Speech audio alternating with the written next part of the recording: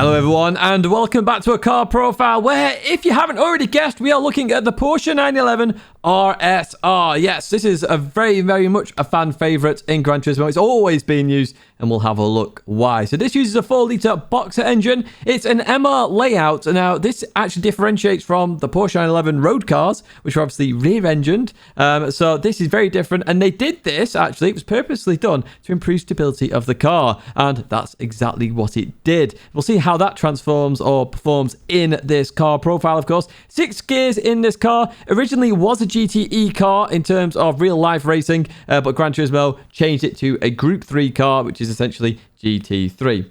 Now, if you're not used to these car profiles or you want to see more, make sure you do like this video and do subscribe to the channel to stay in touch with all the latest content. But let's jump into this car profile now. Let's explain exactly what we do. And we're starting off with a low-speed bop test. Low speed because Gran Turismo say Laguna Seca is a low-speed circuit. So let's see what happens here as we go through the double left-hander here. So we are looking to compare the Optimum times, but we're going to compare against the fastest lap we've seen so far, which is that Audi R8 LMS Evo that we see in the bottom right-hand side. And as we head towards the end of Sector 1, we are up here by half a tenth of a second as we go through that fast right-hander. Of course, this Porsche, I did mention in the intro there, is all about stability, and this car has plenty of stability as we go into the left. You can see here, I'm very confident on the throttle in this car. It just sticks, it goes, it flies. As we head towards this kink, I could chuck it in and it would just stick, and you can see that there. Look how much speed I'm carrying with this car. Huge confidence in this car as we head up towards the corkscrew. Now, I will say,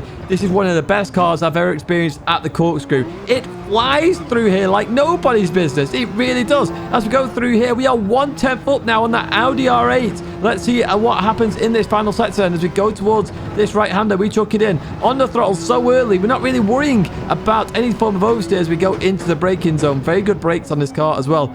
As we go through here, you do have to worry a little bit about first gear power oversteer there. You did see that a little bit then. As we head towards the line, what kind of lap time is this going to be? It's a 121.254. It beats that Audi R8 just there by half a tenth per second. But remember, with these car profiles, yes, we compare against the fastest laps, but the Optimum's the one that counts. 10 Optimums sectors are much easier to get than 10 Optimum laps. And where does it fit? Well, it's still top there. Actually, nearly beats the Audi R8 LMS Evo by a tenth there. To be expected, I would say, with that Porsche 911, very much known as a handling car, and it's topping the boards there. P1 on the leaderboards. As we look further down there, you can see some of the slower pegging cars there, the Alfa Romeo 4C and the Ford GT LM Race Car Spec 2, just propping up that leaderboard with the 12 cars we have tested so far. Right, we're going to go from Laguna Seca, and we're going to go to our mid-speed test then, which is Suzuka, as we head towards turn 1 then. Going into this braking zone, turn 1. Oh my word, I was so aggressive on the brakes into turn 1 every single time because it would just stick and turn. It was so good. I was so confident in this car going through here as we go through the S's then. Now, the problem with the S's in this car are the longer gears. Now, this car was designed for endurance, so I'm assuming the longer gears were for that. But going through here, I was up and down the gears all the time to try and get the maximum out of it. As we go through here, then, we're racing the Toyota Supra, and we are 1.5 tenths upon the Supra at Suzuka. Wow, but that's to be expected in that first sector at least. Let's see what happens in the rest of the lap then as we head towards Tidgney 1 and going into this braking zone. So for some of you who maybe don't know this, the fuel tank in the Porsche 911 RSR is actually in the front of the car, where normally in MR cars, it's normally at the back as well. So it really does mean that there's a bit of weight over the front. The front sticks a bit more. Now, going through Tidgney 1, you could really actually feel that a little bit. I don't know if that is a design or whatever it might be, but going through Tidgney 1, the front doesn't lift up as much as other MR cars, and whether that's designed by Gran Turismo because they know the history, I'm not too sure. But I could really attack Tidgney 1 and Tidgney 2 as we head towards Spoon then. As you can see here, going into here, it does understeer a tiny bit as we go out, but the car is a bit safer to drive because it has that little bit of understeer. I said earlier on, it's the perfect beginner's car. It really is the perfect beginner's car. This car, if you're new to GT7, pick this car. Let's see what it's like at the end of Sector 3 then, versus that Toyota Supra. Who is ahead here? Oh, we are ahead in the Porsche. Just under a tenth ahead then as we go through 130R. Look at the speed we carried there. 148 at the apex as we go into this braking zone then of the fans chicane. We clip the right, we clip the left, we accelerate out of here. A little bit of understeer there on exit as we continue on round towards the start-finish line. And where are we versus Toyota Supra? Oh, we're just out there by half a tenth of a second. So we didn't beat them on fastest laps, but did we beat them on Optimums? Because that is what we look at. as I said previously, as we get ready for that leaderboard to show up. Where's the Porsche? It's number one, the first car into the 58.8 there, and I can see why. I could be so aggressive into turn one, and it really, really did mean that sector one was just aggressive and forceful. I could really work out well with it and really push the car. Same for Tidgney 1 and 2. I could fly through there in this car. It really does handle it so well, and the stability on exit is superb. So yeah, P1 there. P1 at 2 tracks so far. This car is looking very dominant then. Get my words out correctly. Let's head to our high-speed track then, which is Bathurst here as we start lap number 3. So this is early on in the session then as we go in towards turn 1. This corner always a bit sketchy, and I did find that throughout the session. There's just a bump in there that really upsets the Porsche a lot. I don't know if it's a suspension issue or whatever, but there's a bump there, turn 1. Porsche doesn't like it, I can tell you that much. Let's head towards the first sector then, and we are down by nearly a 10th there as we are racing the BMW M6 GT3 Endurance model. Now that is a handling car, and so is this. So this is going to be a really interesting test then, which car is going to come on top there. Through that right-hander, this car felt really nice. Coming up here as well, so good. Now, a lot of MR cars are fine here. FR cars struggle there. Being an MR car, accelerates absolutely fine through that left-hander as we go up the mountain now. Flip the right hand side, we lift a little bit, we don't do it flat, nearly into the barrier then as we head down and through the double left hander here.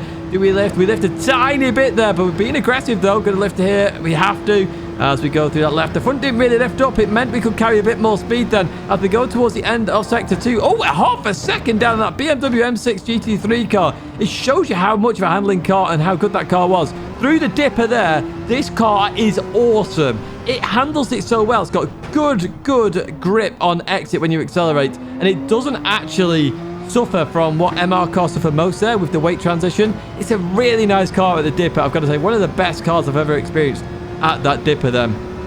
So we're going to be looking at top speed now as we go towards the chase then, and what we're going to look at the end of sector 3, well, we gained 3 tenths. I said it, it's so good there. Look at that sector 3 time, one of the fastest I've seen as we go into the braking zone. Yes, it's not a top speed car there, didn't even hit 170 miles an hour as we go through here. Second gear through there, third gear may have been better. I can't remember what I did throughout the session, but this is the fastest lap we did in the session. So as we head towards the last corner, what are we looking here? Looking to try and beat a 201.845 as we go through that left-hander and head towards the line then. Are we going to beat it this time? We're 2 tenths down at sector 3. We remain 2 tenths down at the end of sector 4 there. So not beating the BMW M6, but it's not far off it either, as we're going to jump to that leaderboard then to compare those Optimum times. And where's it going to sit then? It is P2. It did beat the BMW in Optimums. It nearly beat the Supra in Optimums. This car is so good. It's the dipper. Honestly, it's so good at the dipper.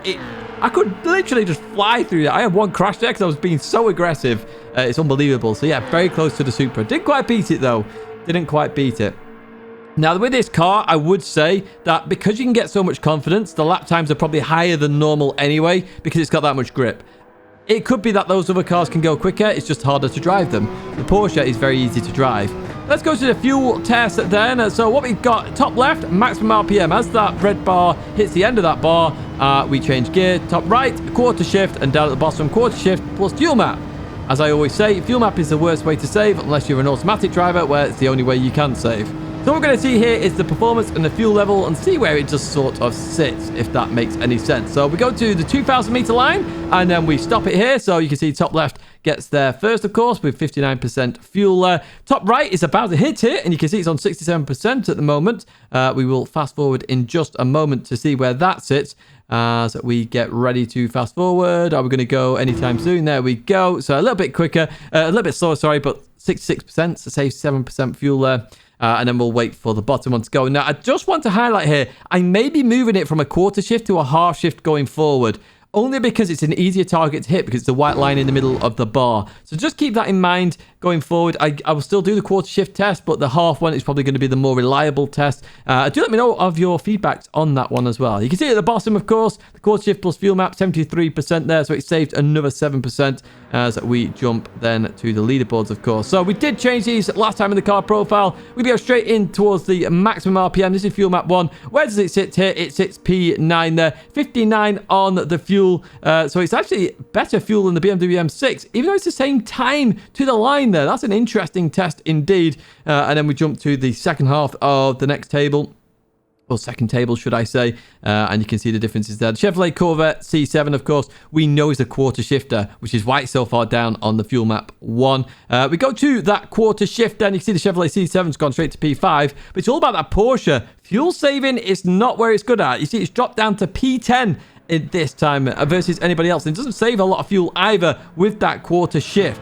So keep that in mind with the Porsche. It doesn't save a lot of fuel from what I can see versus other cars around it. Very much a performance car at the time. Quite unusual to say it's an endurance model, but even so, we're going to go to a fuel map 3 plus quarter shift here, and it sits P9 there. So it's saving nearly the same as everybody else at that point, but it's quite low down in terms of fuel saving. Loses a lot of performance there compared to other cars as we go to the next part of the leaderboard. So I suppose that's because it's naturally aspirated engine, does have that turbocharger. So maybe that's the reason why. I have no idea. It certainly struggles to save fuel with the performance being lost there. And obviously the turbocharger will help those turbo cars because it just forces that power a bit more early on and can get that performance.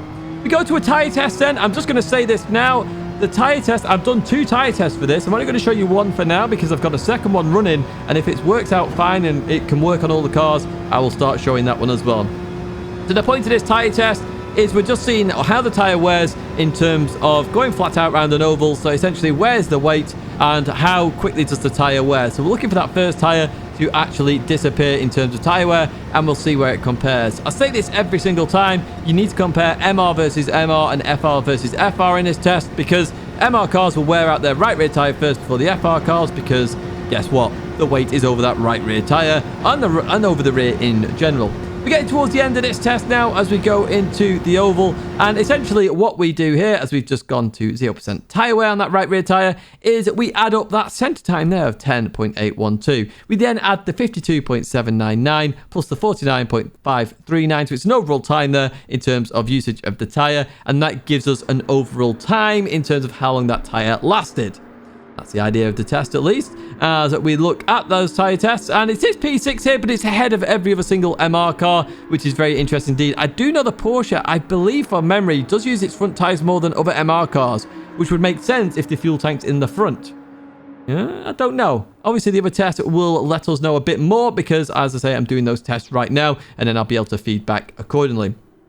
You see there, the RDR8 LMS, the old car, doesn't really do very well in terms of that tyre test, which we do know. Overall, though, look at that. It beats the Supra by nearly 0.4 of a second. It's the new dominant car here in the car profiles, and it's a go-to car for beginners. We know the Porsche 911 is strong, and now we know just how strong that car is. It is unbelievably strong. Definitely one of the meta cars, and definitely one that you should try out as well.